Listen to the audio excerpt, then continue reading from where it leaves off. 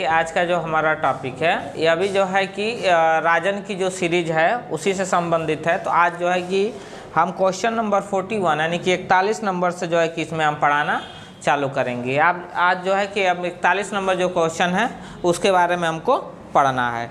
तो देखिए इसमें हम बता दें आपको कि जो 41 नंबर क्वेश्चन है वह कह रहा है कि एक घन का विकर्ण जो है 4√3 सेंटीमीटर है। घन का जो विकर्ण है वह 4√3 सेंटीमीटर है।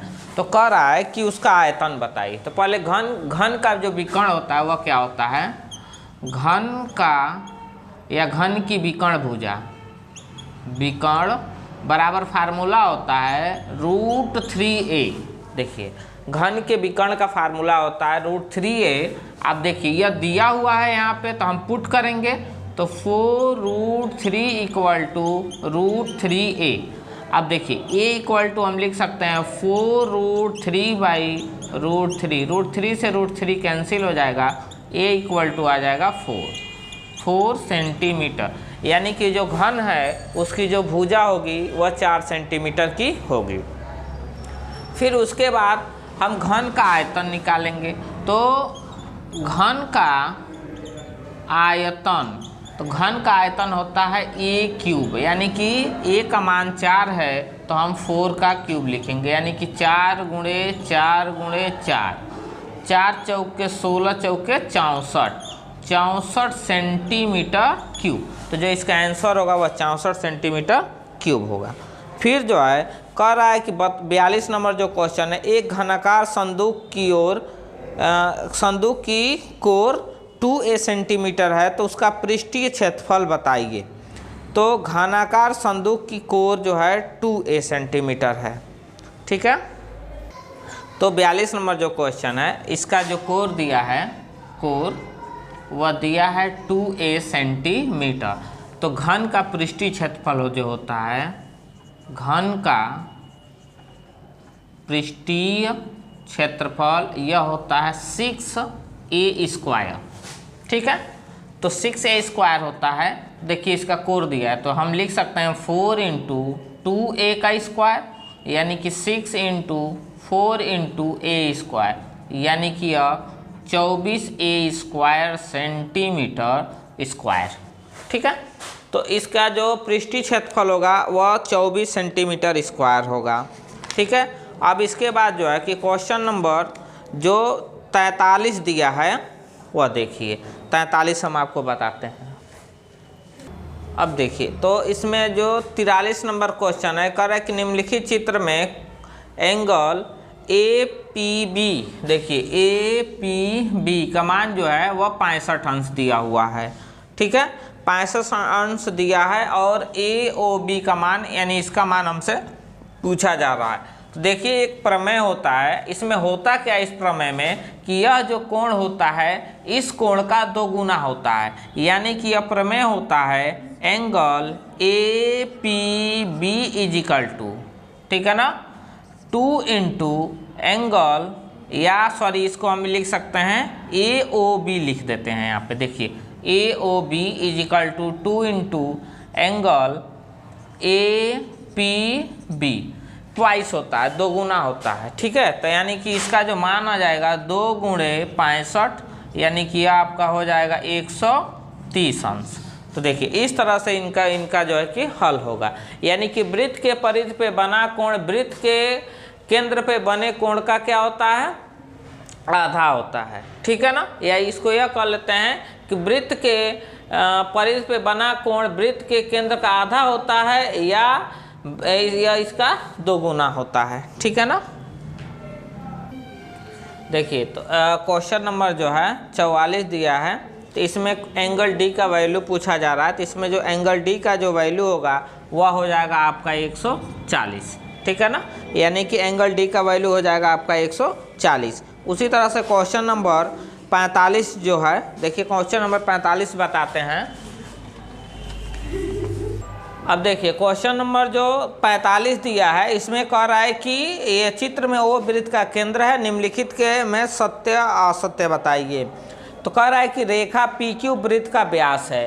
तो देखिए इसमें जो रेखा PQ है, ठीक है ना, वह वृत्त का व्यास है, यह पी क्यू। तो यह बात पहली जो है इसकी गलत है। यह क्या है, वृत्त की स्पर्श रेखा है। फिर कह रहा है कि दूसरा जो क्वेश्चन है, कह रहा है रेखा सी डी वृत्त की छेदिका है। सी डी वृत्त की छेदिका है, यानी कि चलिए यह तो वृत्त की छेदिका हो जाएगी, ठीक है ना, यह सही है। फिर कह रहा है कि रेखाखंड ओ आर वृत्त की जीवा है। रेखाखंड ओ आर वृत्त की जीवा, यह कथन इसका गलत है। यह वृत्त की क्या है, त्रिज्या है, ठीक है ना। उसके बाद कह रहा है कि ए एस बी ए त्रिज्यखंड है।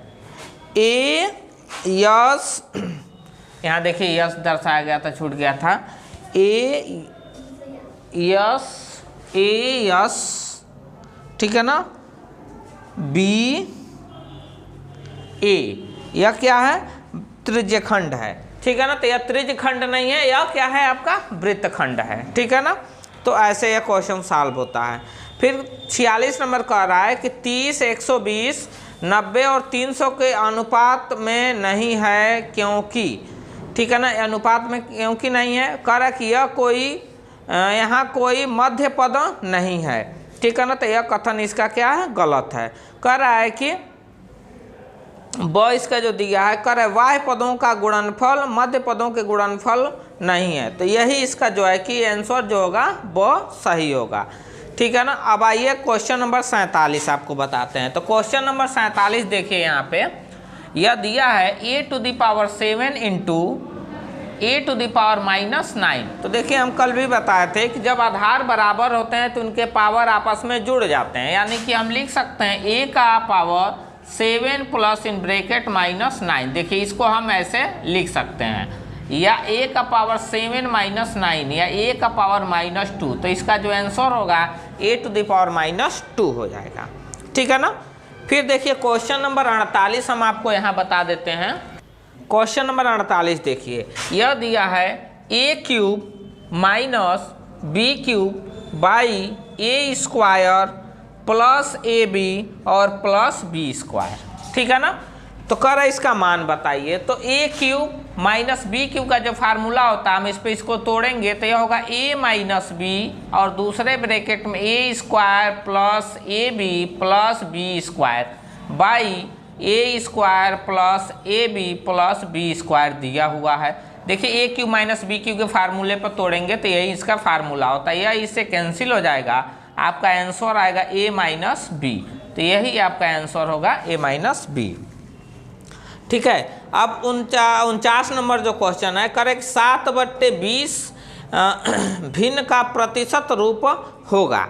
तो 7/20 भिन्न का जो प्रतिशत रूप होगा, इसका जो आपका आंसर होगा वह 10 होगा या 35% होगा, ठीक है ना।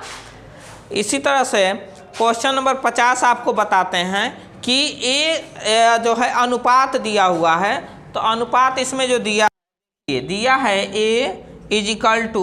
या नंबर्स दिए हैं 6, 7, 9 और b दिया है आपका 3, 5, 6, ठीक है ना। हमसे जो है A यूनियन B का मान पूछा जा रहा है, इसे जो सिंबल दिया हुआ है इसका मान हमसे पूछा जा रहा है। तो जो इसका मान होगा वह आपका क्या हो जाएगा, ब हो जाएगा, यानी कि 6 हो जाएगा।